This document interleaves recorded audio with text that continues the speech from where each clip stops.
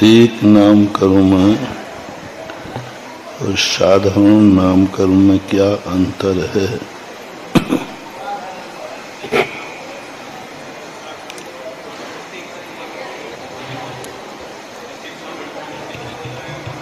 जोश बोल।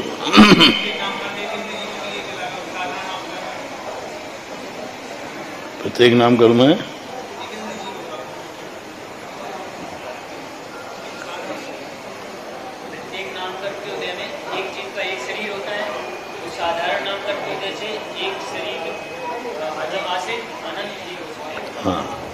प्रत्येक में शरीर एक होता है। एक इंद्री तो दोनों ही है। एक इंद्री के दो भेद हैं, प्रत्येक और प्रत्येक में कौन कौन आते हैं? प्रत्येक में कौन कौन आते हैं? साधारण में कौन आते हैं? एक मिनट, वगैरह वगैरह क्या? स्थावर तो सभी हैं। स्थावर तो 300 जीव के कितने भेद हैं? हाँ, तो स्थावर तो सभी हैं। ये क्या है? वनस्पति। हम पूछ रहे हैं प्रत्येक और साधारण में कौन कौन है? कौन? एक मिनट है।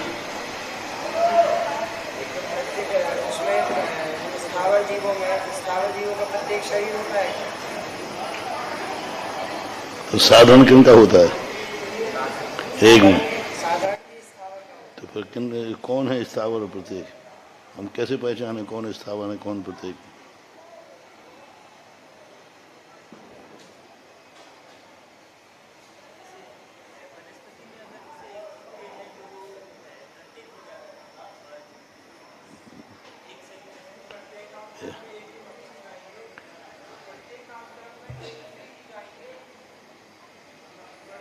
हाँ हाँ ठीक है। वो तो उसमें 5 इंद्रिय आएंगे।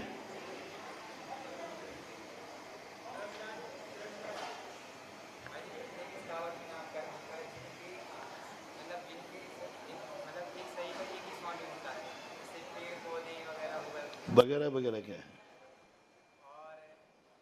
वगैरह वगैरह बता ना। वगैरह क्या है? आदि क्या है?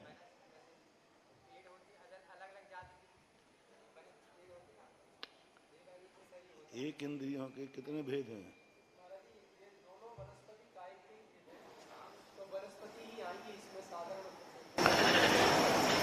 स्थावरों के कितने भेद हैं? स्थावर में कौन आते हैं?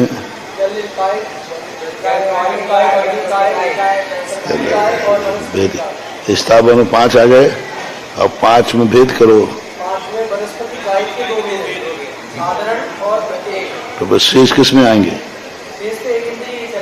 ऐसे कैसे आएंगे?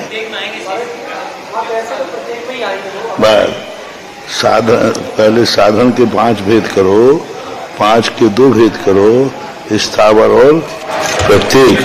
प्रत्येक में चारों तो पृथ्वी अग्नि जल वायु और वनस्पति में ये 2 भेद प्रत्येक और स्थावर।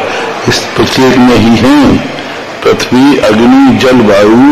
ये प्रत्येक नाम कर्म, इनका प्रत्येक नाम कर्म ही इनका उदय मानना चाहिए।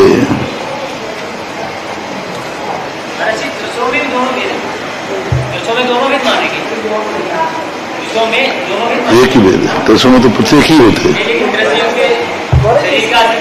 आश्रित होते हैं। शरीर उनका स्वतंत्र होता है। एक स्वामी अपने शरीर में लो कीड़ा है तो उसका शरीर स्वतंत्र है कि अपनी शरीर है? स्वतंत्र। और निगुद यदि में ऐसा नहीं होता है। शरीर एक ही है, श्वास भी एक ही है, भोजन अपना तो अपन श्वास अलग ले रहे हैं, वो श्वास अलग रहे, वो जीव अलग है। आश्रित होना और वही होना में अंतर है। आश्रित होना और वही होना।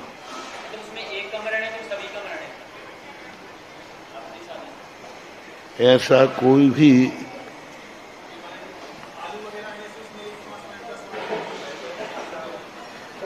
त्रियंचों में और मनुष्यों में ऐसा कोई भी जीव नहीं है जिसके अंदर कर्मभूमि की बात है, जिसमें आश्रित अनंत जीव नहीं पाए जाते। वो तो पाए ही जाएंगे। बैक्टीरिया के शरीर में नहीं पाए जाते, बाकी तो पाए जाते। सप्त धातु जिनमें होती हैं निगोदिया जीव पाए जाते हैं। जहाँ जहाँ सप्त धातु नहीं है वहाँ वहाँ विक्रिया जीव नहीं है। नहीं, होती ही नहीं, वहाँ निगोदिया जीव नहीं होते। बादर और सूक्ष्म किसके भेद हैं?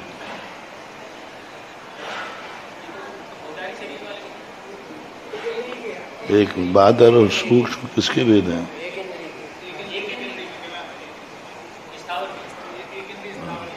एक स्थावरों में, स्थावरों में ही बादर सूक्ष्म होते हैं, बाकी सब बादर ही होते।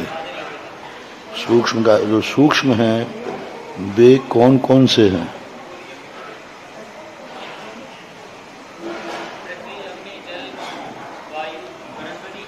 सभी स्थावरों में बादर और सूक्ष्म भेद होते हैं। पर्याप्तक अपर्याप्तक कौन से जीव होते हैं?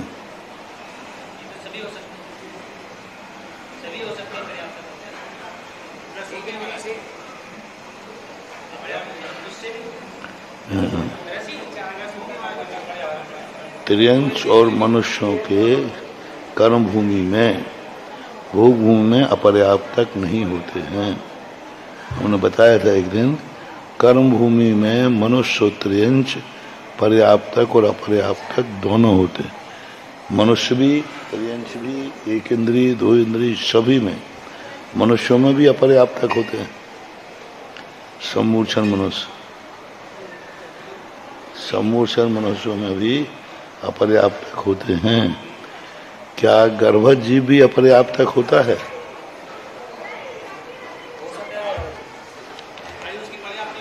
हालांकि पढ़ाया नहीं अभी है, लेकिन हो सकता है। गर्भज जीव भी अपर्याप्तक हो सकता है।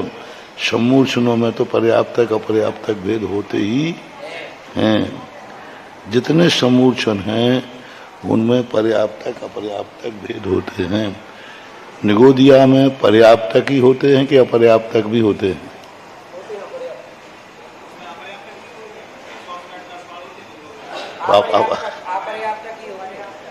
अपर्याप्तक ही, अपर्याप्तक ही, अपर्याप्तक ही।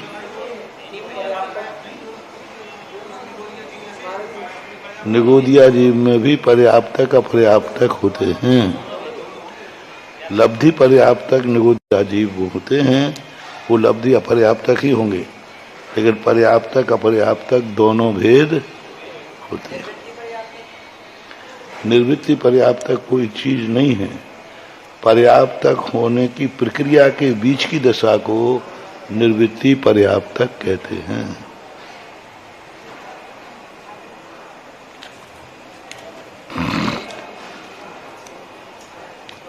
ठीक है।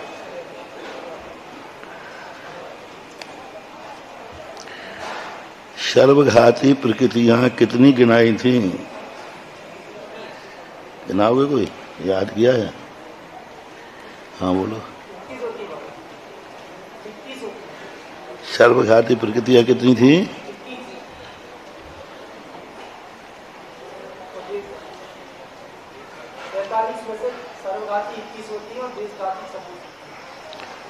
सर्वघाती कितनी बताएं? हाँ 21। हाँ ठीक है। कौन कौन सी हैं? दर्शना वर्ण की 6 कौन कौन सी? ये क्या है? सर्वघाती प्रकृतियां हैं।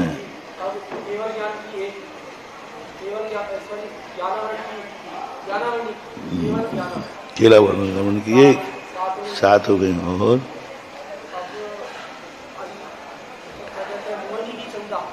हाँ मुनि 14 बोलो ना।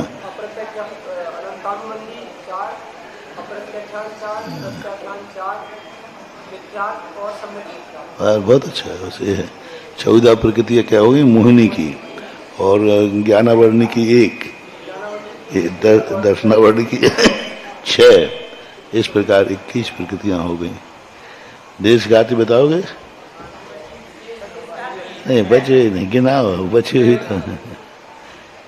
हाँ बोलो।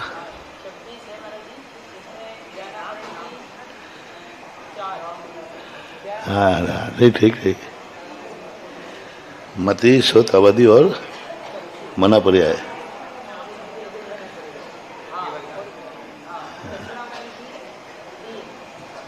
हाँ हाँ ठीक है। हाँ और अवधि ठीक ठीक है। 3 14 मोहिनी कौन सी?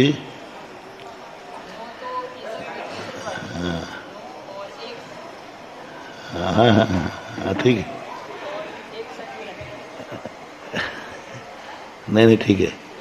9 तो हो गई, 9 कसाय और 1 सम्यक हो गई, 10 हो गई। 4 सुन, क्रोध मान माया टोप, ये कितनी हो गई? 26 प्रकृतियां देश घाती। सीधी ज्ञानावरणी की 4 सीधी लगाओ, दर्शनावरणी की 3 और शेष मोहिनी की। मोहिनी की में 9 कसाय, संजन की 4 और सम्यक प्रकृति। इस प्रकार से कितनी हो गई? ये 26 प्रकृतियां हो गई। और अभी गिनो पूरी कितनी हो गई थी? 21 हुई। और अब अंतराय की ओर है। अंतराय की सदा देशघाती ही होती हैं। कौन? देशघाती क्या है? पूर्ण घात नहीं करती, थोड़ा सा अंश प्रकट करती है। देशघाती का अर्थ ही है पूर्णता घात नहीं करना, कुछ ना कुछ अंश प्रकट बना के रखना। क्योंकि ज्ञानावरणी जो है पूरा घात नहीं करती। अवधि ज्ञान नहीं हो तो नहीं हो, लेकिन होगा तो ना तो पूर्ण उद्घाटित करेगी और ना पूर्ण ढाकेगी। उद्घाटित भी नहीं करेगी पूर्ण। जैसे अवधि ज्ञान का है पूरा उद्घाटित कर दे, नहीं।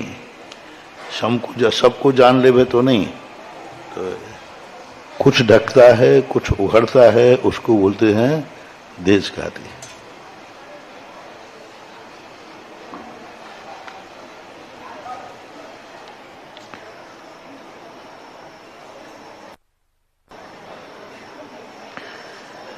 जीव विपाकी याद है? कोई करेगा? 78 है, थोड़ा ज्यादा है संख्या।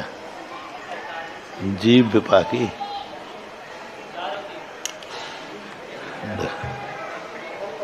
देखो, बीच में छुट्टी मिल जाए ना तो होमवर्क डबल होना चाहिए। छुट्टियों में होमवर्क डबल दिया जाता है ना। 2 दिन की। तुम्हें पढ़ने की मनाही नहीं है, स्वाध्याय मना किया है, पढ़ने को मना नहीं किया। पढ़ने में और स्वाध्याय में अंतर है। पढ़ने में और स्वाध्याय में अंतर। स्वाध्याय किया जाता संकल्प पूर्वक, मंगलाचरण पूर्वक, वो आवश्यक में आता है। और पढ़ना आवश्यक, दिन में 10 बार भी पढ़ो। अब ये देखना है थोड़ा देख लें, 2 मिनट का समय मिल गया देख लें, 10 मिनट का समय देख लें।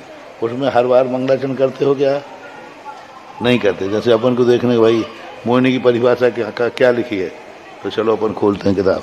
तो अभी जो खोल रहे हैं ये स्वाध्याय में नहीं आएगा, क्योंकि ये हमने संकल्प किया ही नहीं। मान लो अपन ने कोई परिभाषा देखना है सर्वार्थ सिद्धि में, तो अपन खोल के देखेंगे। तो हमने तो कायेश्वर किया। एक बार पंडितों ने प्रश्न उठाया था, हम कहे आप लोग स्वाध्याय करते हो कि नहीं? बोले हमारे पास तो स्वाध्याय के अलावा और क्या है? तो हम कहे स्वाध्याय के अलावा ये तुम्हारा धंधा है, स्वाध्याय नहीं है ये तो धंधा है। धंधा है ना, तुम विद्वान हो, तुम्हें लेख तैयार करना है, तुम्हें लेक्चर देना है, तो हम पढ़ रहे हैं, वो स्वाध्याय है ही नहीं। तब वो कहते हमारी तो यही भूल है, हम तो दिन भर स्वाध्याय ही करते रहते हैं। माने स्वाध्याय नहीं, आप तुम लेख तैयार कर रहे हो, ये किताब उठाओ, ये किताब उठाओ।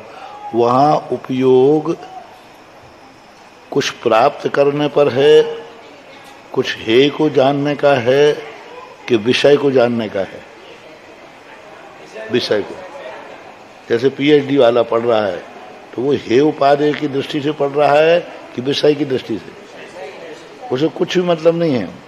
मान लो वो शब्द विषय पर भी लिख रहा है तो मुझे छोड़ना है या ग्रहण करना, ऐसी बुद्धि वैसे आएगी इसकी परिभाषा क्या? तब मैंने उनको सबको कहा कि ये स्वाध्याय कदापि नहीं आएगा, ये विकल्प है। स्वाध्याय जब कहलाती है हानि और उपादान, हमें कुछ छोड़ना है और कुछ ग्रहण करना है। पढ़ते समय हमें हे उपादेय का ज्ञान हो रहा है और हे उपादेय की अनुभूति हो रही है। तुम छोड़ पा रहे हो या नहीं छोड़ पा रहे, सवाल इसका नहीं है। छोड़ पा रहे हो या नहीं छोड़ पा रहे इसका सवाल नहीं, तुम्हें हे की अनुभूति हो रही है कि नहीं। मानो तुमने पढ़ा कि फलानी चीज यहाँ लिखा है कि ये चीज अभक्ष है, तो तुमने छोड़ी नहीं है, लेकिन तुम्हारे अनुभव में आया कि अभक्ष आज तक तो तुम जानते ही नहीं थे। आज तक तुम्हें ये ज्ञान नहीं था कि ये अभक्ष है, अरे ये तो अभक्ष है, छोड़ना चाहिए। अभी छोड़ तो नहीं पाऊंगा लेकिन छोड़ना तो चाहिए। पिंच कर गया, बस हो गया काम, अब मत छोड़ो तुम। पिंच तो कर गया क्योंकि तुमका छोड़ना तो चाहिए लेकिन अभी छोड़ नहीं पाऊंगा। तो ये जो पिंच किया है छोड़ना तो वो है ना विशाल भैया आपके आहार के बाद होटल में गए हुए राकेश सेंटीना एडीना को रिपोर्ट वगैरह कर दी तो कोई भी चीज अभी यहीं पे ले लो, बहुत कंडीशन दिया खराब वगैरह लिखवा दी, पुलिस केस बन गया। मुझे मालूम जरूरी महाराज जी अभी कुछ वहीं पे बैठ सब। तो हे उपादेय की जो दृष्टि बनती है वो हे उपादेय की दृष्टि आना चाहिए। अपन भी स्वाध्याय को जब भी स्वाध्याय मानेंगे जिस स्वाध्याय में हे उपादेय की दृष्टि बनेगी। यदि हे उपादेय की दृष्टि नहीं बनती है तो अपना भी स्वाध्याय नहीं। इसलिए मैं कह, आप लोग अब जो बीच में पढ़ोगे तो किस लिए पढ़ोगे? अभी तो हे उपादेय को पढ़ रहे हैं और बीच बीच में पढ़ोगे तो याद करने के लिए, याद करने के लिए, याद करना है, पूछेंगे तो बताना है। विषय की दृष्टि से पढ़ोगे वो स्वाध्याय की कोटि में नहीं आएगा। दिन भर हमारे लाइब्रेरी में बैठे पढ़ते रहो, कुछ नहीं। उपयोग शुभ उपयोग है, स्वाध्याय नहीं। क्या जरूरी है कि शुभ उपयोग स्वाध्याय में होता है? उपयोग शुभ उपयोग है लेकिन स्वाध्याय की निर्जा नहीं है। फिर भी सम्यक दृष्टि होने से शुभ उपयोग मान लिया जाएगा, क्योंकि जब भोजन करते हुए भी शुभ उपयोग है, व्यापार करते हुए भी शुभ उपयोग है, किसान खेती कर रहा है तब भी शुभ उपयोग है, तो पन्ना पलटते समय उपयोग तो शुभ मान लेंगे। ये मान के चल रहा है सम्यक दृष्टि है। तो मिथ्या दृष्टि है तो स्वाध्याय भी कर रहा है तो भी नहीं है। मान लो अभव्य मिथ्या दृष्टि मुनि महाराज हैं और वो कायेश्वर करके स्वाध्याय भी कर रहे हैं तो भी उनका शुभ उपयोग है ही नहीं। लेकिन सम्यक दृष्टि यदि सांसारिक कार्य कर रहा है तब भी उसका निरंतर शुभ उपयोग ही रहता है, क्योंकि चतुर्थ गुण स्थान में अशुभ उपयोग होता ही नहीं है। पूज्यपाद जयसेन स्वामी, योग अशुभ होता है, बंद की व्यवस्था उपयोग से नहीं है, योग से है। और मिथ्यात आदि का बंद जो है योग से नहीं है, उपयोग से है। तो इस प्रकार तो ये दिन भर साथ पलटते रहो, इससे कोई स्वाध्याय संबंधी कोई निर्जरा होने वाली नहीं है। उस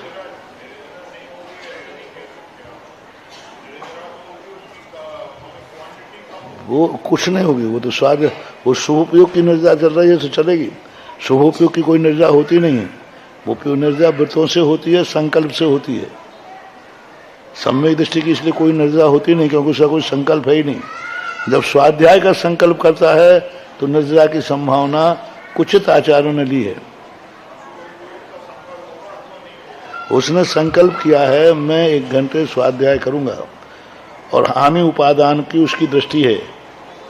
हे उपादेय, मैं जानना चाहता हूं क्या हे है क्या उपादेय।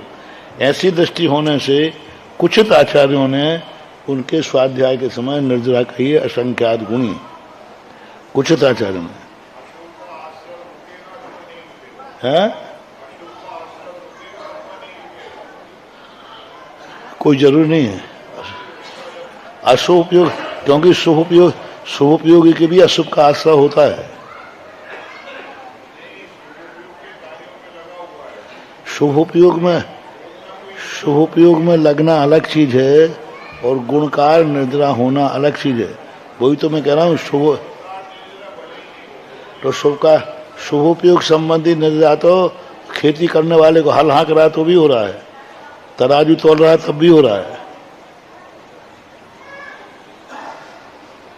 आराम परिग्रह कर रहा है तब भी शुभोपयोगी है। तो शुभोपयोग संबंधी जो बंद और निर्जरा है वो तो भोजन करते समय भी हो रहा है। कुछ भी नहीं, यहां भी जाति वही है। तुम भी एक लेख बनाने के लिए लिख रहे हो, एक प्रोफेसर अपना लेख बांटने के लिए लिख रहा है, उनमें अंतर क्या है? पीएचडी दोनों कर रहे हैं, चाहे समय सार पे करो चाहे गुलशन नंदन के उपन्यास पे करो, कोई संस्कार नहीं। पीएचडी का लक्ष्य क्या है? हमारी पीएचडी पूरे, अब वो पीएचडी समय सार पे कर रहा है, एक पीजा गुलशन नंदन के उपन्यास पे कर रहा है। लक्ष्य दोनों के क्या है? डिग्री।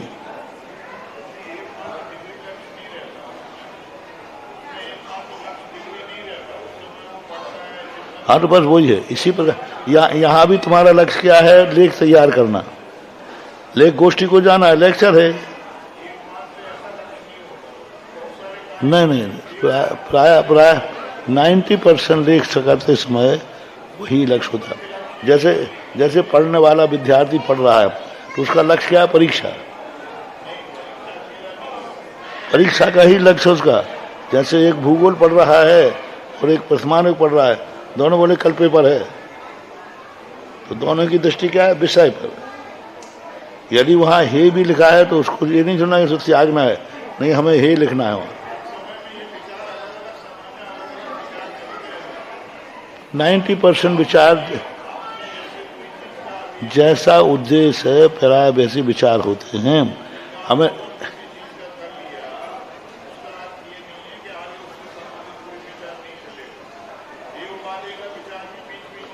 तो जब आएगा तब उतनी देर कर लेगा, बीच में फिर छोड़ देगा।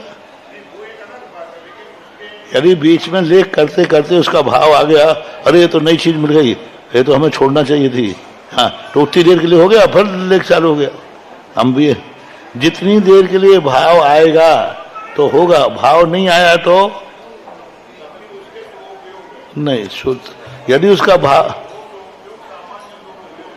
भाव नहीं आया है, उसकी दृष्टि परीक्षा पर है, तो परीक्षा का संबंध ही, चाहे वो भूगोल की परीक्षा दे रहा हो चाहे प्रथमानुक की परीक्षा दे रहा हो, इतिहास है।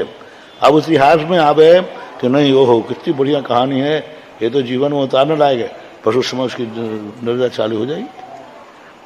तो इसलिए हमने फिर विद्वानों कहा कि दिन भर शास्त्र पढ़ने से तुम्हारा कल्याण नहीं होगा, तुम षडावश्यक भी नहीं पालते हो। पूरे 94 के अंदर एक भी विद्वान षडावश्यक नहीं पालता, एक भी। कारण क्या था उनका? उनकी धारणा क्या बनी हुई थी? ये 6 आवश्यक वृत्तियों के हैं, वृत्ति प्रतिमाधारियों के हैं। पूजन करना, अभिषेक करना, ये स्वाध्याय करना, संयम, ये सब आवृत्तियों के हैं, वृत्तियों के। प्रतिमाधारियों के। तब मैंने कहा कि भाई वो पंडित लोगों, कौन से प्रतिमा में ये 6 आवश्यक लिखे हैं? कौन सी प्रतिमा में 6 आवश्यक लिखे? किसी आचार्य का नाम बता दो। पहली प्रतिमा से लेकर 11वीं प्रतिमा में ये 6 आवश्यक कहां लिखे हैं? 35 श्राप का चारों बता दो कि वृत्ति के लिए 6 आवश्यक कहां लिखे कि प्रतिमाधारी ये 6 आवश्यक करेगा? नहीं बताओ सब लोग। बोले महाराज ये तो कहीं नहीं लिखे, पर हम लोग तो यही जानते हैं। मैंने इसलिए तो तुम्हारे विद्वान के लिए पूछ रहा हूं, प्रमाण तो दो, संदर्भ। फिर बोले महाराज ये फिर किसके हैं? मैंने कहा जो प्रतिमाएं नहीं ली हैं जैन ग्रस्त के हैं, अजैन के नहीं, चांडाल के नहीं, शूद्र के नहीं, त्रियंश के नहीं, ग्रस्त के। ग्रस्त के छठ कर्माणी ग्रस्तानाम कुछ शब्द है,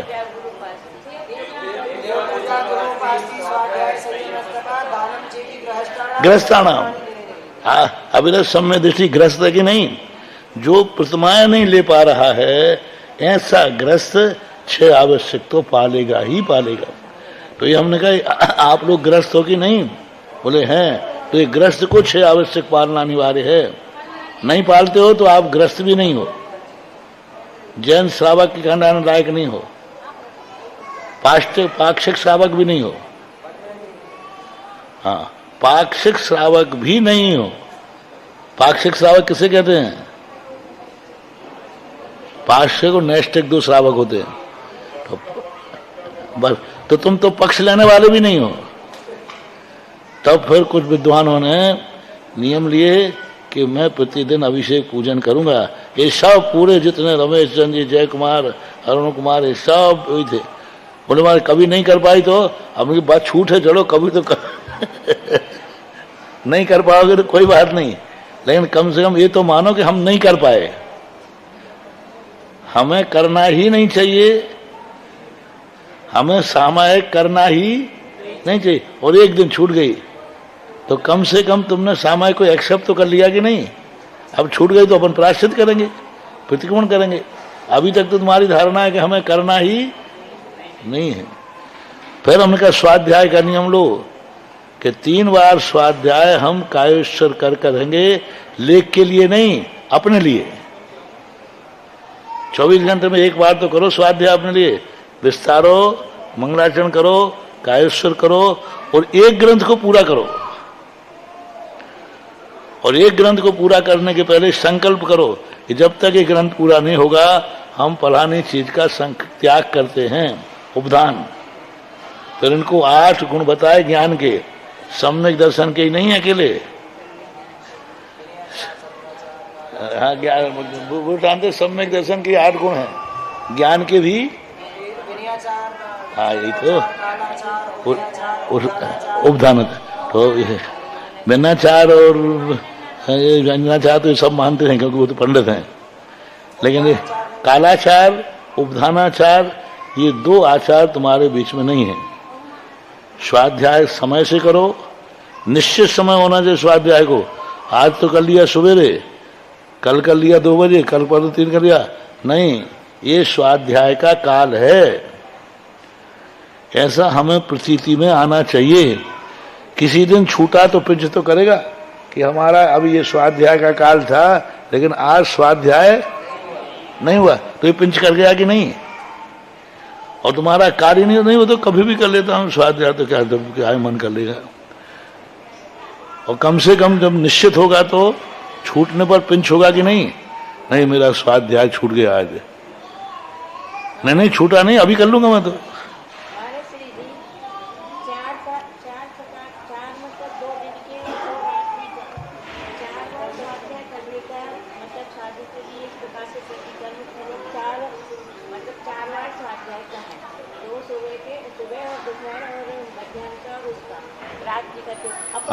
पूर्व रात्रि के स्वाध्याय का क्या मतलब वो होता है?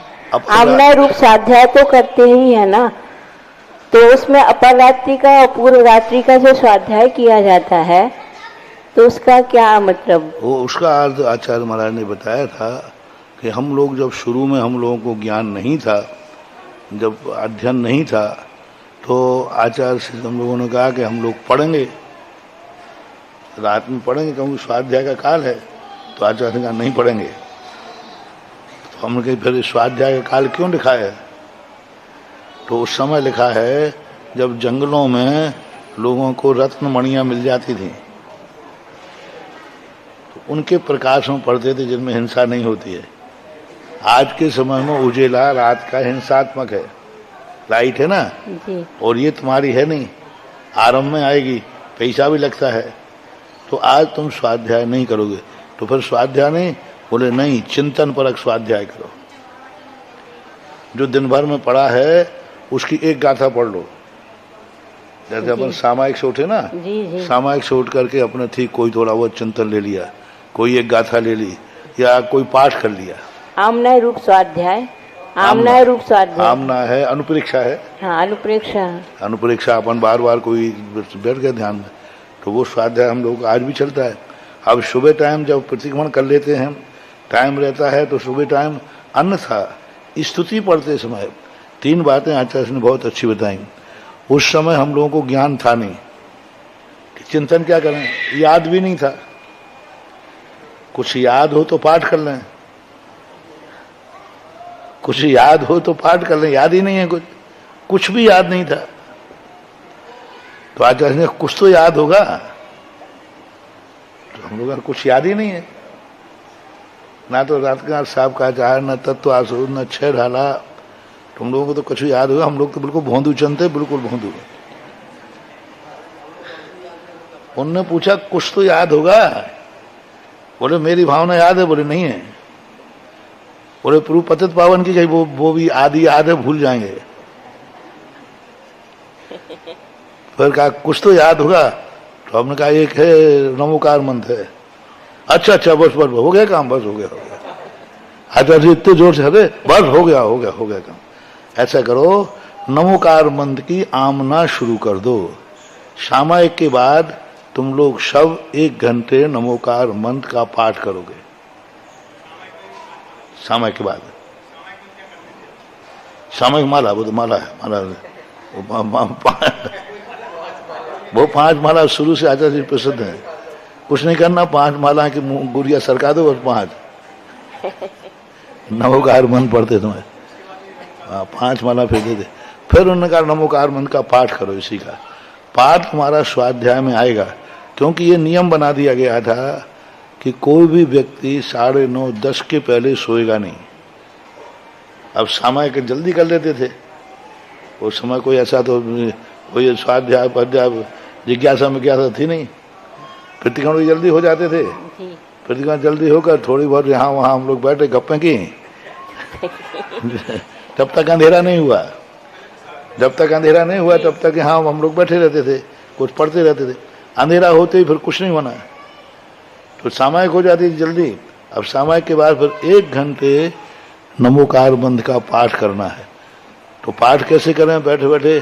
तो उनका सब इकट्ठे बैठो तो पढ़ते नमो अरिहंताणम, नमो सिद्धाणम, नमो आयरियाणम, नमो अध्यायाणम, नमो लोहे शब्द। तो पर आधा वो बोलेगा, फिर पूरा पढ़ो कारण थे तो आधा बोलेंगे। एक नमो अरिहंताणम, नमो सिद्धाणम, नमो आयरियाणम, ये एक पक्ष बोलेगा। अब आगे का क्या बचा? नमो अध्यायाणम, नमो लोहे शब्द साव। आधा वो बोलेगा, आधा ये बोलेंगे, ये पाठ करते थे। स्वाध्याय हो गया बस। और हम लोग गड़बड़ कर नहीं सकते थे, आचार्य के सामने पाठ करना पड़ता था। ईसरी वगैरह में हम वहीं सब बैठते थे, आचार्य भी सुनते थे। वो अपना चिंतन करते हैं, उनका तो अलग चिंतन। और सुबह टाइम पर उन्होंने कहा कि आप लोग इसी को सामायिक के बाद जब तक कुछ याद नहीं है तो इसी को आप पाठ कर लिया करो, कम से कम 9 बार 10 बार। कायस्वर नहीं जी, कायस्वर नहीं, पाठ। तो शुरू में ये चला, फिर बाद में 6 ढाला याद करा दिया। 6 ढाला का 6 ढाला कर लो, हिंदी का है। फिर ये जैन सिद्धांत 24 ठाना आ गई, तो बस इनको लगा लेता था। 24 ठंड लगा ली, आहार मारना है, मनुष्य मारना है, तो बैठ के लगा लेते थे। तो कुछ ना कुछ अपन चिंतन सामायिक की बात करें, 10 मिनट का, 5 मिनट का। नहीं, हमारा ये पूछना कि ये स्वाध्याय का जो रात्रि को रखा गया है वो किस मतलब इस वक्त से कि ये सो नहीं जाए।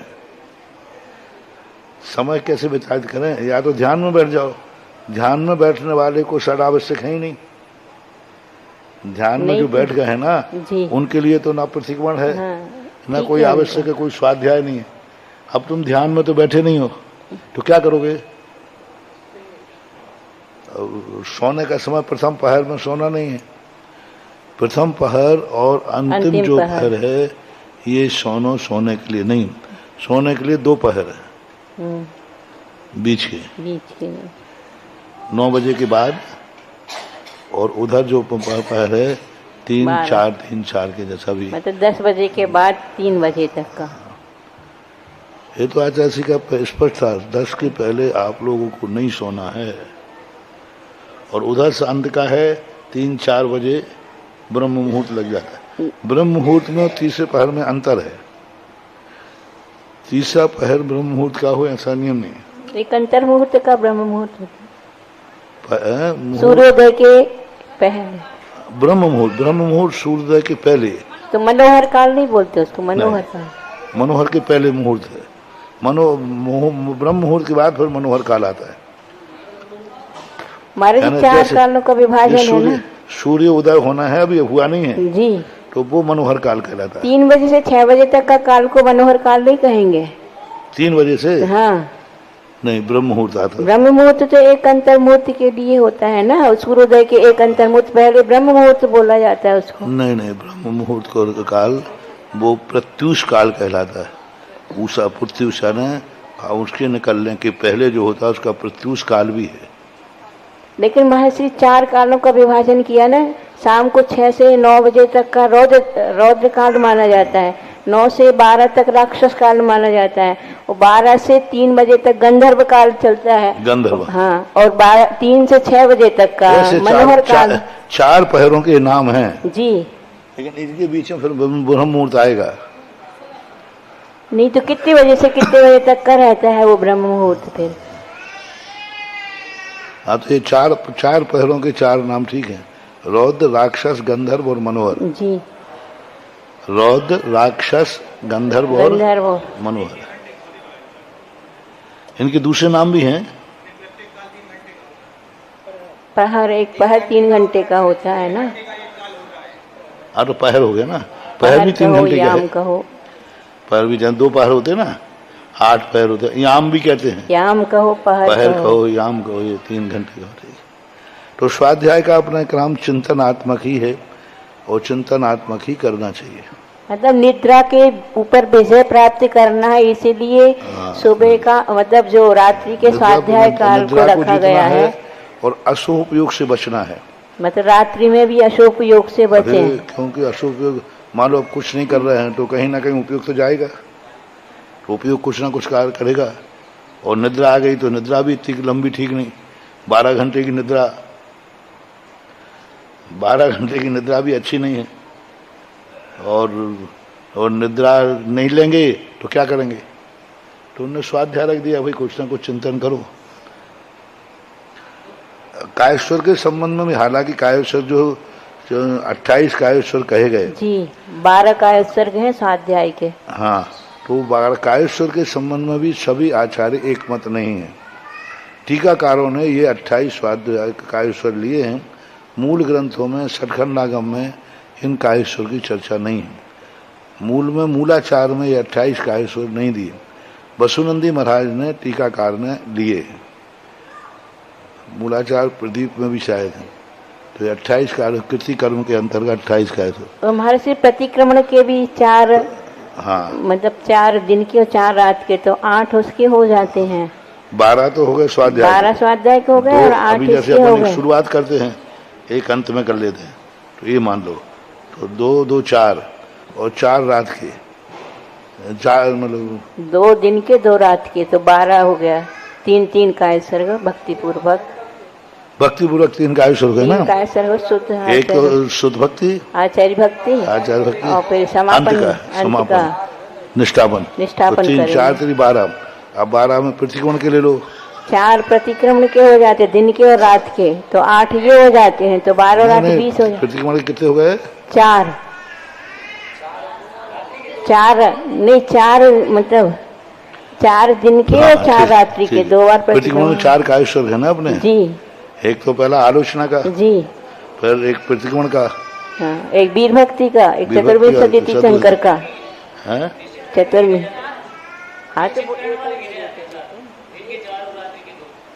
दो नहीं, ये तो प्रायश्चित है, ये प्रायश्चित है, 4 और 4 प्रायश्चित है। प्रतिक्रमण के कायेश्वर अलग हैं और प्रायश्चित अलग है। प्रायश्चित तो ये अपन 4 कायेश्वर करने लगे हैं नहीं है, ये तो अपन प्रमादियों के लिए हैं, क्योंकि हाँ ये प्रमादियों के लिए है ये 4 कायेश्वर। सही में तो ये है 108 स्वाचोस्वार प्रमाण कायेश्वर करना है, यही है सही। नमोकार में तो अपन पढ़ते हैं, वहाँ प्रतिक्रमण में लिखा है, मूलाचार के अंदर लिखा है स्वाचोस्वाच। अभी दिन का क्या है 108, 108 हो जाएंगे 36 में जी। और रात के हो जाएंगे 2 कायेश्वर है ना, 54 स्वाचोस्वार प्रमाण कायेश्वर करना है 108 प्रमाण। अब वो उसमें तो या तो करेगा ही नहीं, भूल जाएगा, और या फिर झपकी आ जाएगी, और या फिर करेगा ही नहीं। तो उन्होंने कहा तुम सीधे सीधे 36 बार पढ़ लो। ये छूट दी है बसुनंदी महाराज ने, और देव वंदना के हो जाते हैं 6। ये छूट मूलाचार में नहीं दी थी, ये छूट पूज्यवर बसुनंदी महाराज ने दी। उन्होंने देखा होगा शिष्यों में ऐसा प्रमाद आ रहा है, उन्होंने कहा भैया कम से कम 36 बार पढ़ तो लो। हाँ, अंत में कहा महाराज जी देव वंदना के भी होते हैं, 3 बार देव वंदना के लिए है, तो पूर्वानिक देव वंदना और अपन में भी घटाते जाओ, शास्त्रों का तो लिखा हुआ है, अपन घटाते। अभी अपने 3 कायेश्वर स्वाध्याय के होते हैं, दिन के हो रहे हैं बराबर जी। रात्रि के 3 कायेश्वर पूर्वक स्वाध्याय नहीं हो रहा है। स्वाध्याय तो हो रहा है पर 3 कायेश्वर का कोई परिश्रम नहीं है, और ये परंपरा भी नहीं है। और आचार्य सिंह ने भी इस बात की कहा, बोले वैसे ही कर लिया करो, कायेश्वर नहीं। आचार्य सिंह भी यही कहा था 28 कायेश्वर जो हैं ये बात की परंपरा में आए हैं, मूल आगम में 28 नहीं हैं। षटखंडागम में भी साधु के 28 कायेश्वर के नहीं, फिर भी अपन गिन ले रहे हैं। 12 तो ये हो गए जी। और प्रतिक्रमण के कितने हो गए? 8 20 3 12 और 8 20 हो गए, और 3 बार देव वंदना के हैं। 4 तो हो गए किसके? दिन के प्रतिक्रमण के प्रतिक्रमण के और सुबह के प्रतिक्रमण के 3 ना, नहीं 2 बार प्रतिक्रमण करते हैं ना, तो 4 और 4 8 हो गए ना उसके। 4 4 8 पहला आलोचना का, प्रतिक्रमण का, वीर भक्ति, चतुर्विंशति, तो 4 4 8 और हो गए कितने हो गए? 8 4 12 8 20। अब आ जाओ वंदना के। अरे देव वंदना में आता है। अपन सेट करेंगे, सब सेट करेंगे। दिन का इरियापद को प्रतिक्रमण नहीं कहा, भक्ति के लिए उसमें लिया इरियापद, और उसमें पूरी में भक्ति है, अरहंत भक्ति है पूरी में ज्यादातर अरहंत भक्ति है। अंत में थोड़ी सी अंश लिया है, पटिकमावी बनते एरिया वही आए, इरियापद है, थोड़ा सा दिया है, बाकी तो सब क्या है? अरहंत भक्ति है पूरी। तो उसमें 2, तो अब इसको आ लो भक्ति में। तो वंदना के तो अपन 2 3 बार करते हैं तो 2 और 2 हो जाते, तो 6 हो जाते। वंदना के 2, अब वंदना के 2 हो गए, एक तो भी पंचगुरु भक्ति का और एक चैत भक्ति का, पंच और चैत भक्ति का 2 हो गए, और 2 दोपहर के, 2 शाम के, कितने हो गए? 6। तो 2 योगी भक्ति के हो जाते हैं, सवेरे की 2 किसके? योगी भक्ति हाँ, रात्रि के प्रतिष्ठापन करते हैं, वही वो तो योगी भक्ति के हो जाते हैं। वो तो होता है, करते हैं। जैसे जब सोते हैं, सोने के पहले योग भक्ति करते हैं, और उठते ही सबसे पहले योग भक्ति करके उठते हैं, उठते ही योग भक्ति करते हैं, कायेश्वर करके पूरी कर लो या अंचल का पढ़ लेते हैं। कई बार अंचल का पढ़ लेते हैं अकेले और कई बार पूरी कर लेते हैं।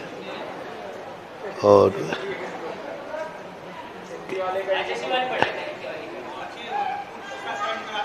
नरक पतन से भीत हुए हैं जागृत मति है मते।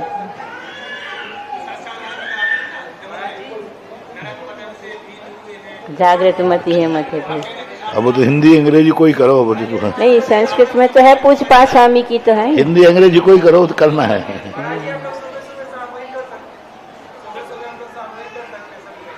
अभी तुम लोगों को नहीं है, तो हम लोग अभी हम लोगों की पंचायत चल रही, तुम्हारी पंचायत के बाद में चलेगी। तो 28 कायसो पहली बात है, 28 कायसो चर्चा है। प्रेसिडेंट से कहा है इस चर्चा में 28 कायेश्वर गौण हो गए। लेकिन महाराज श्री जो देव वंदना के हैं, अब इसमें बहुत सारी बातें अभी रह गई। महाराज जी एक मिनट, देव वंदना का जो है ना, तो वो ईरापत में ले लेते वो अरहंत भक्ति करते हैं तो 2 कायोत्सर्ग जो किए जाते हैं, 6 जो वंदना के लिए ना, तो माध्यमिक जो देव वंदना अपन करते तो उसमें ही लेते गर्भित कर लेते क्या 2 कायोत्सर्ग? 2 कायोत्सर्ग जो अपन ईरियापथ में करते हैं, ईरियापथ में 2 कायोत्सर्ग होते हैं, तो ये मध्याह्न की वंदना को, क्योंकि आचार्य ने कहा कि अपन दोपहर में मंदिर तो जाएंगे नहीं और करते भी नहीं, तो ये जो 2 कायोत्सर्ग हो रहा है ईरियापथ में, 2 आते कि नहीं जी, तो ये 2 कायोत्सर्ग अपन ही मध्याह्न वंदना है। और दूसरी बात कहा था कि मध्याह्न वंदना कैसे है, तो सुबह की तो अपन करते ही हैं, दोपहर की जो अपन आहार को उठते हैं, तो आहार को उठते समय वंदना भगवान की दोपहर की मान लेना चाहिए। सुबह की, आहार को उठने के समय की और शाम की, ये 3 देव वंदना की बात मानी गई। फिर ईरियापथ के उसमें नहीं आएंगे जी, क्योंकि आहार के समय भी अपन पूरी भक्ति करते हैं पूरी भक्ति, तो आहार की वंदना को आचार्य ने मध्याह्न वंदना माना है, इसलिए ऐसा। अब जो षटखंडागम कारण है, उन्होंने कृति कर्म की अलग परिभाषा दी, उन्होंने कायेश्वर नहीं दिए। 4 स्वाध्याय कहे हैं प्रतिक्रमण आदि के संबंध में, रात्रि के प्रतिक्रमण के जो कायेश्वर हैं वो कायेश्वर तो बताए हैं, और कायेश्वर मात्र प्रतिक्रमण के बताए हैं। आलोचना और प्रतिक्रमण ही प्रतिक्रमण है बस। आलोचना नाम की एक अलग चीज है, प्रतिक्रमण अलग चीज है, स्तुति वंदना अलग चीज है। अब ये जो 2 कायेश्वर जो अंत में जोड़े जा रहा है ना, वीर भक्ति का और उनका, ये प्रतिक्रमण का नहीं है, चतुर्विंशति तीर्थ नहीं, ये तो वंदना है। यदि मान लीजिए मंदिर नहीं है तो प्रतिक्रमण के साथ वंदना जोड़ी गई है।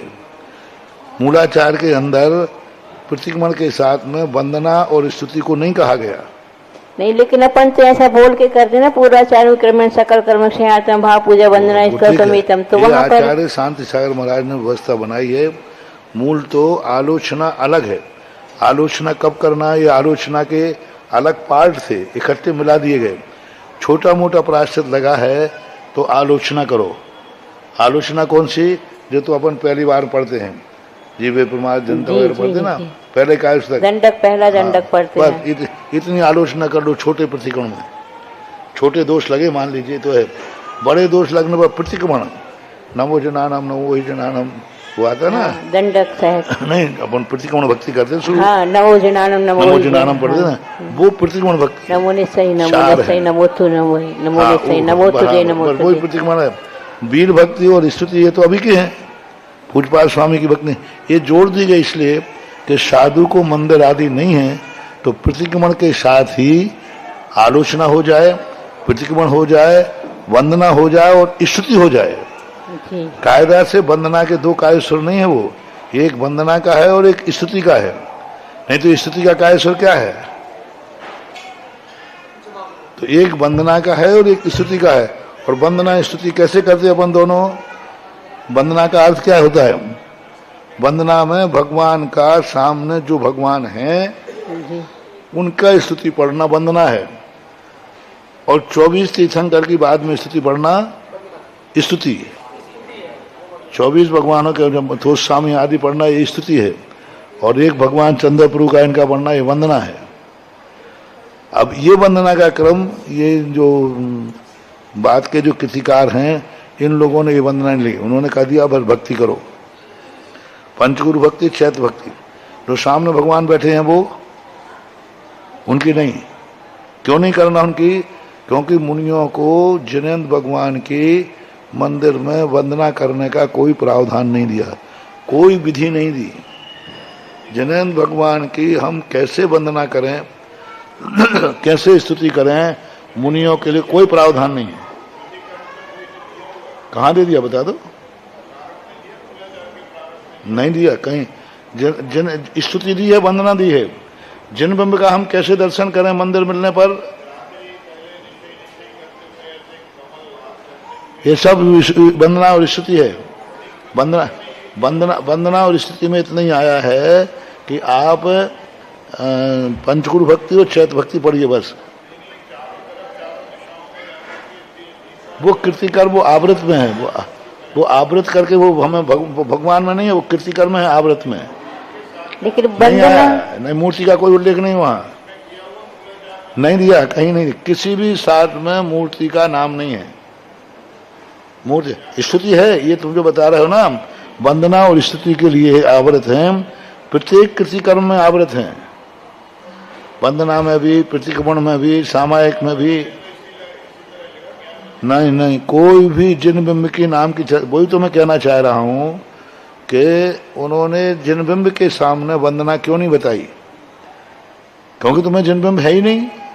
तुम तो आचार्य भक्ति चैत्य भक्ति करो, संसार के जितने चैत्यालय हैं सब आ जाएंगे, सब जगह।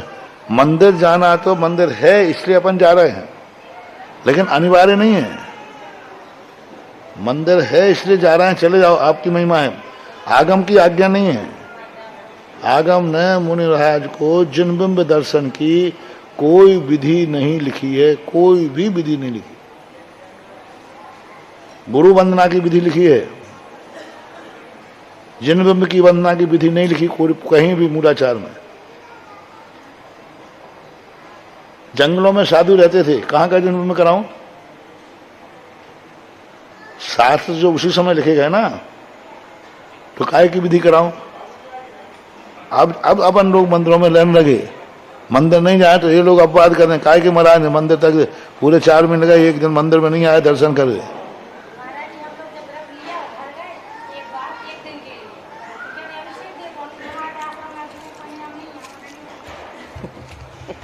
नहीं है, अभिषेक नहीं देखा, अभिषेक नहीं किया। लेकिन कृतिकर पूर्व वंदना करना चाहिए। पहले आक्षेप हमारे संघ के ब्रह्मचारियों पे आक्षेप आते थे, आचार्य कैसे ब्रह्मचारी हैं, अभिषेक ही नहीं करते, पूजा ही नहीं करते, काय के ब्रह्मचारी हैं। पंडित लोग खूब आक्षेप, पेपरबाजी हुई पहले।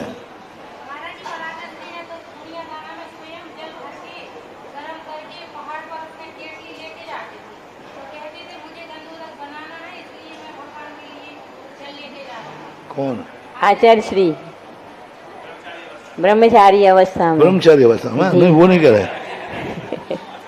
ब्रह्मचारी अवस्था वो तो देखो, ब्रह्मचारी अवस्था में तो वे क्रियाकांडी ब्रह्मचारी थे। हाँ, वे इस संघ के लायक ब्रह्मचारी नहीं थे उस समय।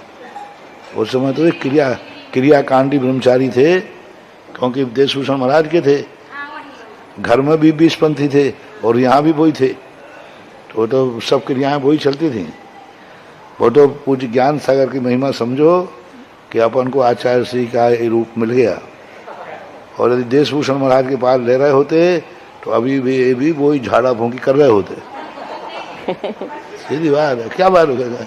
हमने तो आचार्य श्री सामने कहा था, मैंने कि आचार्य श्री आप ज्ञान सागर की बदौलत हो जो हम लोगों को ठीक ठाक मिल गए, नहीं तो आप भी वहीं जाकर के वही झाड़ा भूमि कर रहे होते, वही अभी पंचामृत स्त्री प्रक्षाल करा रहे होते। तो उन्होंने कहा वो तो करा रहे होते, क्योंकि उनके सदगुरु की परंपरा का प्रभाव तो पड़ता ही है। ज्ञान सागर पास नहीं आते ना, तो फिर ये संस्कार थे ही नहीं, क्या करे क्या व्यक्ति? जैसा गुरु पढ़ाएगा वैसे ही तो पढ़ेंगे। नहीं, पहले तो था, देशभूषण महाराज के संग में तो ये सब होते थे, उनका चैत्यालय था, सब बस यही क्रियाकांड था। वो तो आचार्य श्री ने जो वहाँ से जो आए हैं ये और किसी की देन नहीं है। पहले देशभूषण महाराज के साथ में एक बार राजस्थान घूम गए, पूरा राजस्थान घूम गए। प्रतापगढ़ में चतमार हुआ, तो एक विद्याधर सेठी थे, अजमेर के जी। विद्याधर से नहीं, उन्होंने कहा जब मैं देशभूषण महाराज के साथ आया था तो विद्याधर सेठी ने मुझे, अजमेर रुके थे विद्याधर सेठी थे, हमें मिले, वो हमारे सामने भी जीवित थे। तो इन्होंने उनको समझाया, कहाँ तुम मिथ्यात्व में पढ़ रहे हो, ये क्रियाएं कर रहे हो। बोले हमें 20 पंथ की परंपरा के लिए छोटे दक्षिया में जाना पड़ता था पंचामृत अभिषेक करने के लिए। तो फिर सेठी जी ने समझाया, देखो ये मिथ्यात्व क्या है, तो हम क्या करें, हमें तो यही गुरु है हमारे दक्षिण भारत में। तो बोले एक गुरु हैं ज्ञान सागर महाराज। ज्ञान सागर महाराज के बाद देशभूषण महाराज ने नहीं भेजा, मन से नहीं, उनके विद्याधर सेठी ने कहा कि ज्ञान सागर महाराज एक ऐसे हैं संसार में ज्ञानी जो स्वाध्यायशील हैं और ज्ञान उनका बहुत अपरंपार है। तो फिर जाके दक्षिण जाकर के फिर वहां से प्लानिंग बनाई।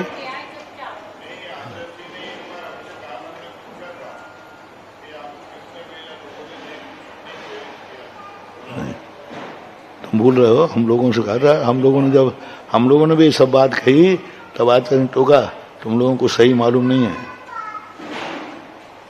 हमें विद्याधर सेठी ने, उन्होंने सही स्वरूप बताया हमें। हम नहीं तो स्वरूप ही नहीं जानते थे कि धर्म होता क्या है। हमें तो जो महाराज करते थे वो जानते थे। और वहां उनके संग में स्वाध्याय नाम की चीज नहीं थी नहीं, स्वाध्याय को था ही नहीं। तो अपना कायेश्वर की बात चल रही थी। तो अब सतखंडागम के अनुसार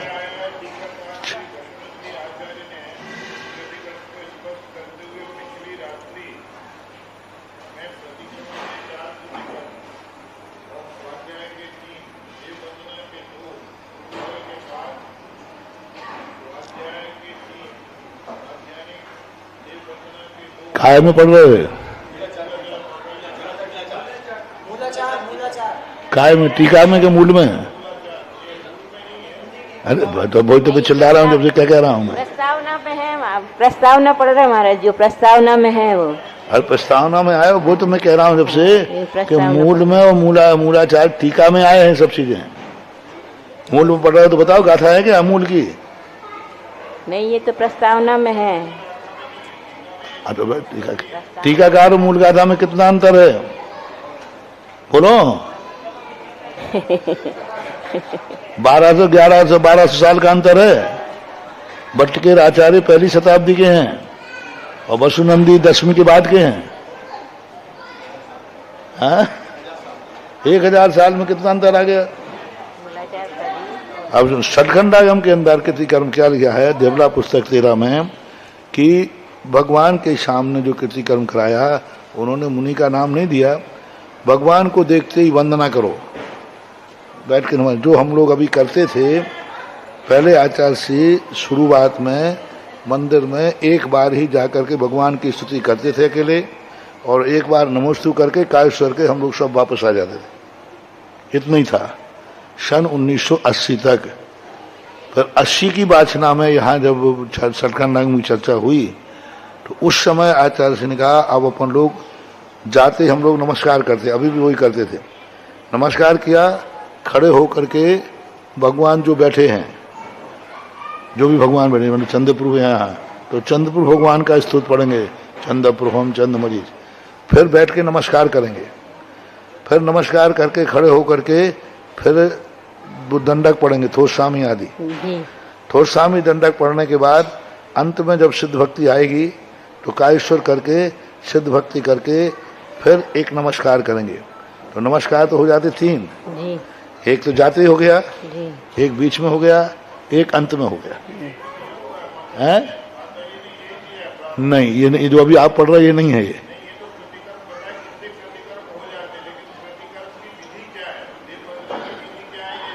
पर आग मालूम बाबू, आप सुनो, भगवान की मूर्ति का दर्शन करने की विधि हम लोगों के मूलाचार में नहीं है।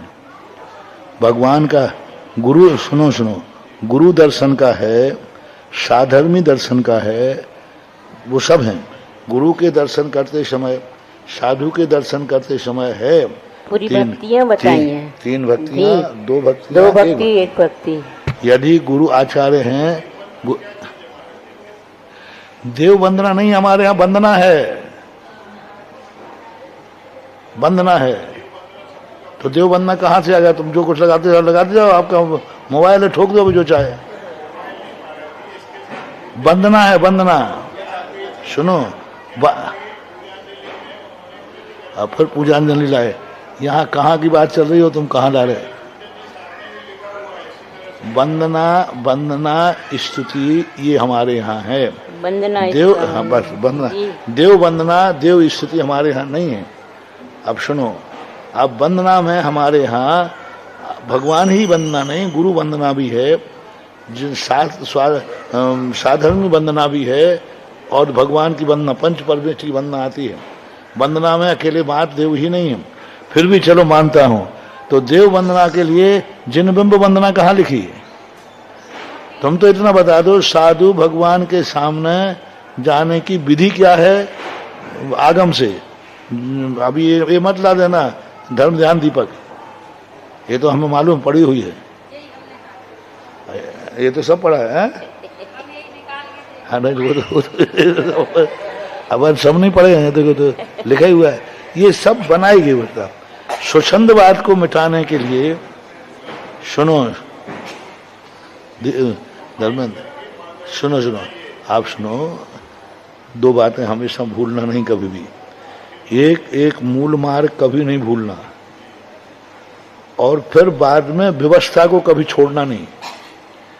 मूल मार्ग भूलना नहीं, और व्यवस्था कभी छोड़ना नहीं। ये सूत्र ले लो, मंत्र ले लो, मूल मार्ग कभी और व्यवस्था कभी कम। व्यवस्था तात्कालिक होती है। जब स्वच्छंदवाद फैलने लगा, मंदिर है नहीं जाना, हमें कहाँ लिखा बंद जाने का, हम क्यों जाए मंदिर, नहीं जाना। तब फिर उन्होंने कहा कि नहीं, देव वंदना की विधि फिर बनाई शांति सागर महाराज ने, पूज्यवर ने, अजित सागर महाराज ने उसको लिपिबद्ध किया। फिर उन्होंने सारी क्रिया बनाई कि भाई नंदीश्वर भक्ति आए तो ये करो। ये सब फिर विधि इन्होंने बनाई है। हमारे साथ में नंदीश्वर नाम की कोई चीज नहीं लिखी हम साधुओं को, पर भी नहीं है हम लोगों के लिए। मूलाचार के अंदर कोई पर्वों के संबंध में हमें कोई चर्चा नहीं की। मात्र इतनी सी चर्चा की है, पर्व आदि में केशवंश की चर्चा आई है, पर वसुनंदी महाराज ने कह दिया अन्यतम और भी कर सकते हो। पर मूल ग्रंथ की मूल परंपरा को अपन को मूल भूलना नहीं कभी भी। मूल में क्या था, फिर क्या संशोधन होता गया, जैसे जैसे शिथिलाचार बढ़ता गया, कानून बनता गया। कानून कब बनता है? दुर्घटना होती है। बोर्ड कब लगता है? दुर्घटना होती, बोर्ड लग जाता है। तो अब शिथिलाचार बढ़ता गया, आचार्य कानून बनाते गए, नहीं ऐसा करो, ये व्यवस्था कहलाती है। अभी जो हम लोग चल रहे हैं व्यवस्था के अनुसार चल रहे हैं कि नहीं, भगवान का मंदिर है तो 3 टाइम दर्शन करने जाओ। आहार को भगवान के सामने उठने कहाँ लिखा है? बोलो कहाँ लिखा कि मंदिर में से आहार को उठना चाहिए? कहीं नहीं लिखा कि मंदिर से आहार को उठना चाहिए। नहीं, कमरे में से उठ, हम जहां से उठ सकते हैं। अरे हम तो बिहार करते हैं, रास्ते में से यूं करके चले जा सकते, क्या बात हो गई? पर जाइए एक बारी मान लो अपन बिहार करते करते आ रहे हैं और टाइम हो गया बाहर का, अब मंदिर कहीं और है, बस वहीं से अंदर ले लो, ना तो हाथ धोना ना पैर धोना। पैर हाथ पैर तो वहीं धुला ही जाएंगे। पहले आचार्य पैर नहीं धोते थे, सुगा का मंडल था। पहले आचार्य कहते थे शुद्धि कहाँ लिखी है? शुद्धि आहार के पहले शुद्धि करने का प्रावधान कहाँ है? कहाँ शुद्धि करने का? कोई प्रावधान नहीं है।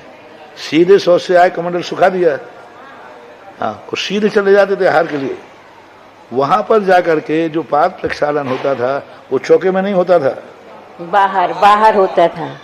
बाहर जो चौक होता है ना, चौक, बाहर, हाँ चौक, वहां महाराज बैठते थे और वहां बैठ करके चौक पे क्या पाद प्रक्षालन होगा, पूजा होगी, प्रदक्षिणा वहीं होती थी। जी, प्रदक्षिणा भी वहीं। फिर कहते थे महाराज अब भोजनशाला में प्रवेश करिए। तो अब क्या होने लगा कि अब सीधे, अब इतने आंगन तो है नहीं, तो सीधे महाराज को चौके में प्रवेश कराए जाने लगे। अब बुंदेलखंड में, तो बुंदेलखंड तक उन्होंने शुद्धि नहीं ली, 80 में भी जी।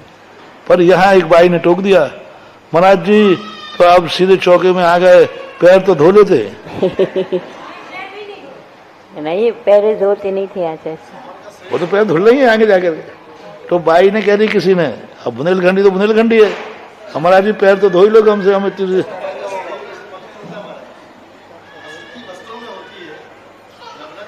नहीं, पैर पैर क्या बुंदेलखंडी मारे, देखो पैर धोए चौका में गो जाओ तो गुड़ गुड़ गुड़ करे।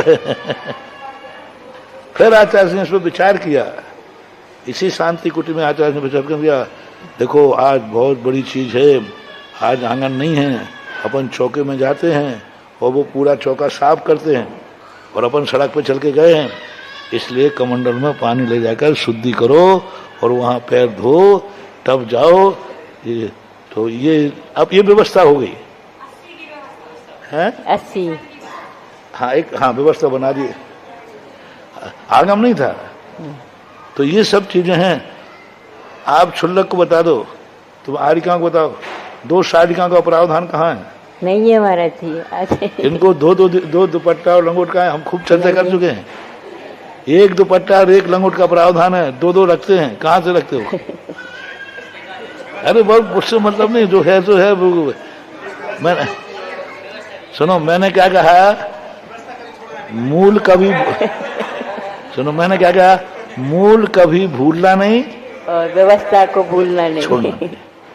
तो मूल हमें ध्यान तो रहना चाहिए कि हमारे आगम में हमें एक धोती दुपट्टा का प्रावधान है, एक लंगोट दुपट्टा का, एक ही का है, वही सुखाना है और वही दूसरे की आरिकाओं को भी एक ही सारिका का अपने यहाँ उल्लेख है जी, दूसरे का है ही नहीं। लेकिन आज की संबंध में क्या स्थिति है? अब आज देखो बुंदेलखंड है, श्रावक हैं, आरिका को 16 की पहनना चाहिए, कहाँ लिखा? किसने कहा है कि आरिका की साड़ के धुलती है? पूरी मत खुलवा होगा। हाँ, महावृत्ति हैं, कपड़ा धोने का कोई प्रावधान नहीं है, और एक साइड का है, श्रावक को दे नहीं सकते, श्रावक को दे नहीं सकते, स्वयं धो नहीं सकते। 16 की साड़ी पहनने का प्रावधान है कहाँ? कहाँ है? आज तो वही मुख हो गया। अरे छू लिया किसी ने तो बता। तो ये आज की व्यवस्था है, मैं विरोध नहीं कर रहा हूं। देखो मेरा नेचर अलग है, मेरा नेचर है मूल को सुरक्षित करो, हमारे ये है, और व्यवस्था बनाओ। हम कम से कम मिथ्या दृष्टि तो नहीं कहलाएंगे। हमने मूल को तो सुधारा नहीं ना, मूल को सुधारा क्या हमने, लेकिन हमने व्यवस्था को स्वीकार कर लिया। ठीक, आज जरूरी है, नहीं तो अपवाद हो जाएगा। आज सामान्य श्रावक कह देगा, महाराज ये क्या है, आप लोग ब्रह्मचारी लोग बिना धुले कपड़े पहना, बिना शुद्धि के शौच को गए थे, लघु संघ गए थे और आगे उन्हीं में बैठ गए, छुलक जी कहेंगे। तो फिर करना चाहिए। यद्यपि शुद्धम लोक विरुद्धम, ये सूत्र सबसे बड़ा करना चाहिए, व्यवस्था बनाना चाहिए। मंदिरों में ब्रह्मचारियों को अभिषेक करने के लिए मना कर दिया था, क्योंकि पहले संघ के ब्रह्मचारी नहाते नहीं थे। हमारे आने तक भी नहाने की परंपरा नहीं थी संघ नहीं, पूरे मैल जमता था यहाँ पूरा ब्रह्मचारियों को। सन 1980 तक पूरा मैल जमता था, पूरे नहाते नहीं, कुछ भी नहीं। हाथ जैसे महाराज धोते हैं ऐसे हाथ धोते थे और कपड़े बदल देते, कपड़े तो बदलते थे लेकिन नहाते नहीं थे ब्रह्मचारी। बराबर जैसे साधु को मैल लगता था ना, ऐसा मैल जमता था। ऐसे ही जैसे दुपट्टा है ना, ऐसे दुपट्टा पहनते थे पहले। एक कंधा उखड़ा हुआ रहता था, जैसे अभी पहना ना, ऐसे ही सब पहनते थे पूरे, और पूरा बाकायदा मैल रहता था। एक जगह मंदिर में जाकर के अभिषेक के लिए रोक दिया, बोले ब्रह्मचारी आप लोग नहाए हुए नहीं, और अष्टद्रव से पूजा करने को रोक दिया। आप दर्शन कर सकते हो, हैं? हाँ, मंदिर में रोक दिया कि महाराज ये तो ठीक नहीं। उस समय आचार्य जी का इतने नहीं जानते थे कि आचार्य श्री, अब तो आचार्य श्री जो कहें वो आगम है जी। उस समय नहीं था शुरू में। फिर आचार्य श्री ने 1980 के बाद ये प्रावधान बनाया कि नहीं, ब्रह्मचारियों को, चूंकि आप समाज के बीच में हैं, ये लोग सबके ज्ञान में है कि तुमने नहीं नहाया है और तुम बिना नहाए भोजन कर रहे हो, तो आप लोगों को नहाना चाहिए। फिर ये प्रावधान 80 में द्रोणागिरि से लागू हुआ था। महाराज जी, अष्टम प्रतिमा में बहनों को भी फिर इसी प्रकार ब्रह्मचारियों को से निर्देश हुआ था, आप लोग नहाओगे, कपड़े भी अपने शुद्ध पहनोगे, और अभिषेक मिले तो कर लेना, नहीं मिले तो पूजा द्रव्य आपको मिल जाए तो करो, नहीं मिल जाए तो भाव पूजा करो। हाँ, अष्टम प्रतिमा में महाराज श्री जी उन्होंने मना किया था। बहनों के लिए भी जब अष्टम प्रतिमा दी थी स्नान का मना, अष्टम तो का उनको स्नान के लिए और कपड़े धोने के लिए, तो हम लोग उनके कपड़े धोते थे। हाँ, फिर धीरे धीरे बाद में जाकर के फिर बाद में व्यवस्थाएं जैसी आ गई ना, जी बिगड़ने लगी। पहले तो आचार्य ने 10 प्रतिमा इतनी अच्छी बनाई थी। महाराज जी, रात्रि में भी कमरे से बाहर नहीं निकलती थी बहनें, ना लाइट का उपयोग भी नहीं करते थे। क्योंकि पूरा संघ शुरुआत तो हम जब आ ही गए थे संघ में, जी नैनागिर के पहले तो कुछ था ही नहीं अपने संघ जी में। जी 80 के बाद आचार्य ने क्या प्रतिमा, 8 प्रतिमाओं का स्वरूप था, इन लोगों को प्रतिमा दी गई, ऐसी आड़ की बन गई थी। तो सही में महाराज जी, बिल्कुल आड़ का जो 4-5 को दिया गया था, हाँ। और ये कमंडल दिया गया था तुम्हारा वाला जो गोल, और पैदल विहार का आदेश दिया पैदल था। विहार भी, हाँ, पैदल विहार करो, और लोग तो अब पैदल विहार में लोग दिक्कत होने लगी, कोई बुलाने में नहीं आए तो वैसे जबरदस्ती प्रवेश कर जाएंगे।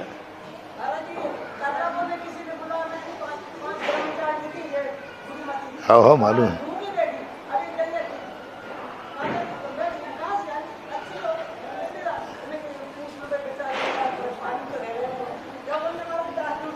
फिर आचार्य सिंह ने उसके बाद फिर छूट दी, फिर नहाने की भी छूट आई, आहार की भी छूट आई, फिर धीरे धीरे वाहन भी आ गया, ताकि 8 वाले कोई वाहन नहीं था, नहीं था, वाहन भी नहीं था।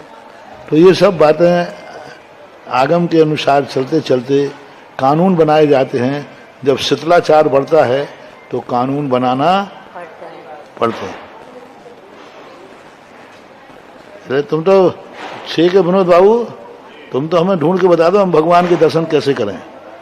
हम तो करते हैं, ऐसी बात नहीं है, अच्छे से करते हैं, बहुत अच्छे से, हम तो भक्ति भाव से करते हैं, हमारा तो मन बहुत लगता है, लेकिन आगम बता दो। ज्ञानमती कोई आगम है क्या? ज्ञानमती कर रहे। हम वसुनंदी महाराज को आगम नहीं मान रहे।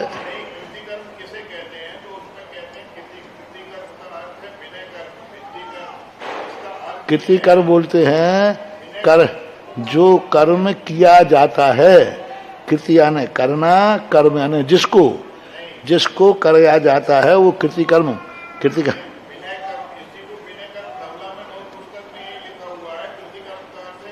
नहीं किया, नहीं लिखा तो अरे कृति कर्म में विनय है, कृति कर्म का अपर नाम विनय कर्म नहीं है। कृति कर्म को बोलते हैं कर्ण योग, साधुओं के कर्ण योग जो कार्य हैं उसको कृति कर्म बोलते हैं। उसमें सामायिक प्रतिक्रमण आदि सब, उसमें सामायिक भी है, प्रतिक्रमण भी है, सब कृति कर्म आते हैं। भगवान की वंदना ही कृति कर्म नहीं है अकेला, कृति कर्म एक पूरा एजेंडा है। दिन भर के किए ये 28 कायेश्वर कृति कर्म के ही हैं। ये 28 नहीं सुनो तो 28 कर्म जो कायेश्वर है ना, एक कृति कर्म के 28 कायेश्वर हैं, और कृति कर्म में सब आ रहा है। आप तो तुम तो भगवान की वंदना बता दियो, बस बाकी सब ठीक है।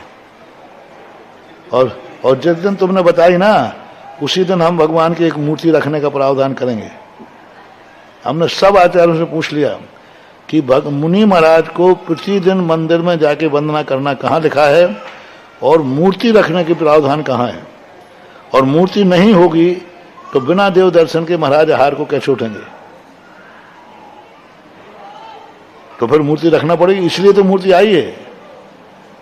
हम देव वंदना कैसे करें? और ये मूर्ति रखवाई है आर्यिकाओं ने, ये मूर्ति रखवाई है आर्यिकाओं ने। देशभूषण महाराज के संग में कोई आर्यिका नहीं थी। वो बड़े महाराज कौन थे? शांति सागर। वीर सागर महाराज ने संघ में आर्यिका रखना शुरू हुई। वीर सागर और शांति सागर महाराज का सबसे बड़ा मतभेद ये हुआ, शांति सागर पूज्यवर का कहना था कि आर्यिकाएं संघ में नहीं रहना चाहिए। आर्यिका सुनो, आर्यिकाएं संघ में नहीं रहना चाहिए। हैं?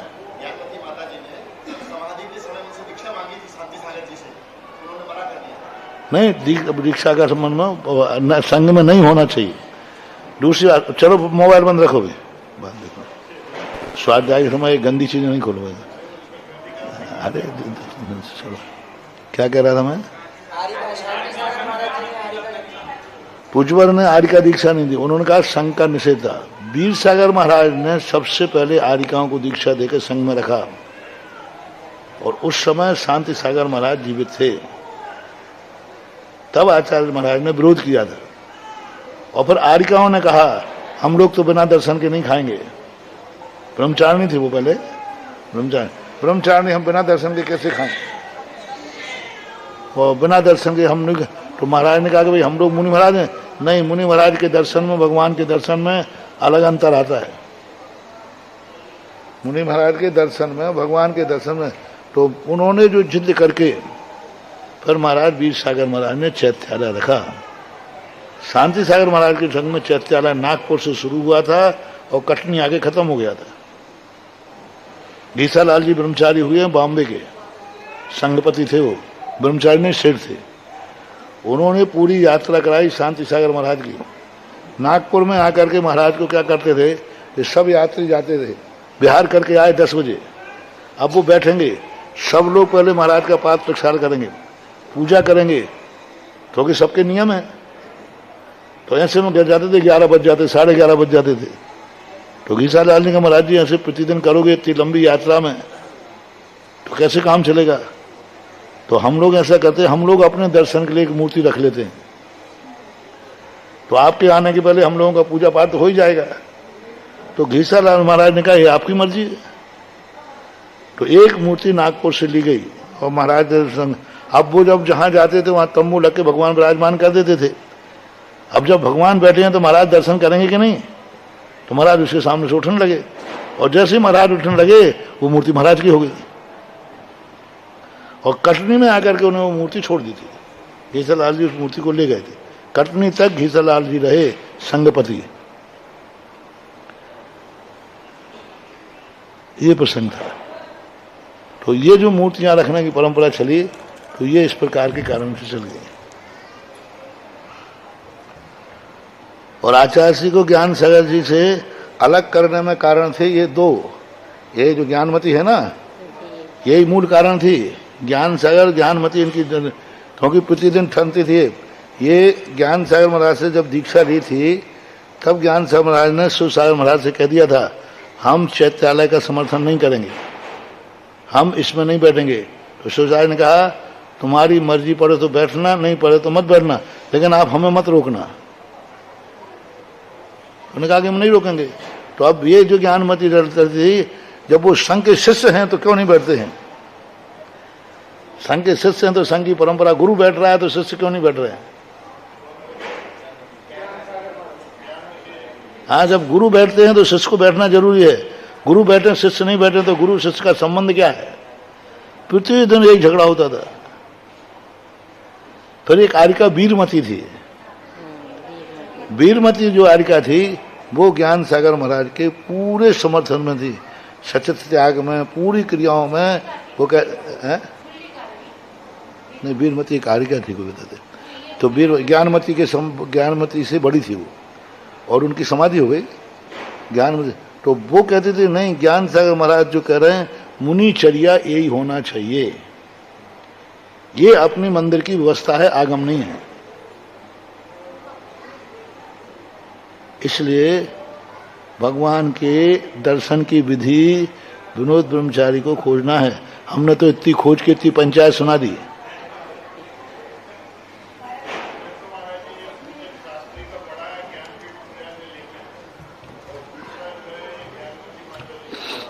ये सब बाबू बनाए गए हैं चीजें। आगम पढ़ो, आगम अपने सामने है, और पढ़े लिखे हैं, अपन पढ़ सकते हैं। आज तो आगम उपलब्ध है, आगम पढ़ो ना, क्या बात है।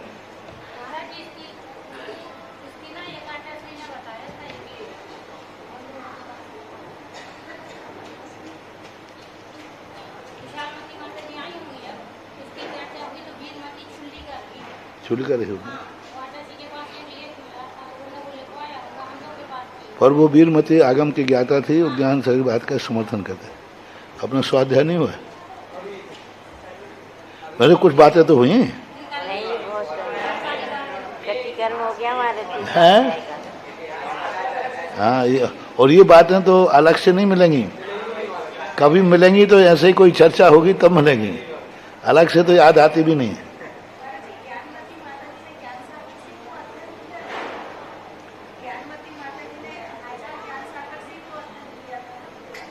शांति सागर महाराज, ज्ञान सागर पास इनका क्या है, वीर सागर महाराज के संग में ये पढ़ाती थी। उस समय ज्ञानमती जो ब्रह्मचारिणी थी, सुपार्श्वमती, ज्ञानमती, ये सब ब्रह्मचारिणियां थी।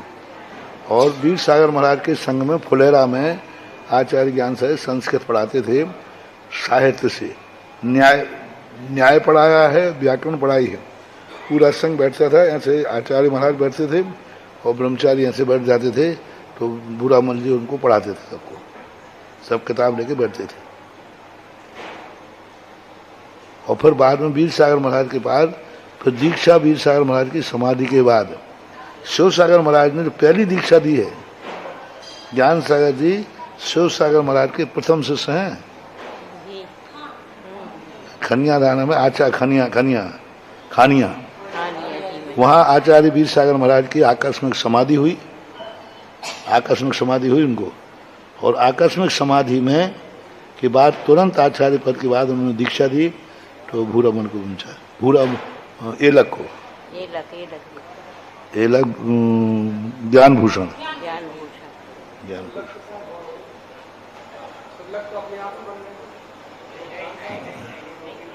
इसका इतिहास नहीं मिल रहा है। ज्ञान सागर महाराज, कोई कहते हैं कि आचार्य सिंह ने भी कहा कि हमें क्षुल्लक दीक्षा का, कोई कहते देशभूषण से है, कोई कहते वीर सागर महाराज से है।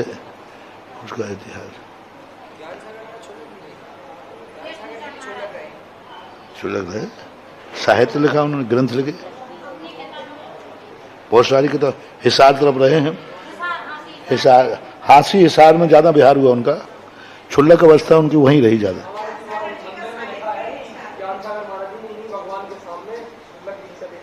ज्ञानभूषण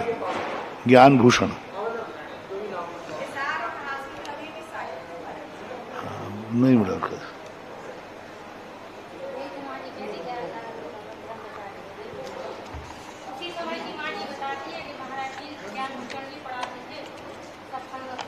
नहीं, ज्ञानभूषण नहीं, ब्रह्मचारी भूरामल। ज्ञानभूषण के बाद तो फिर वो किसी संग में गए नहीं। हाँ, भूरामल के, उनकी फोटो भी है।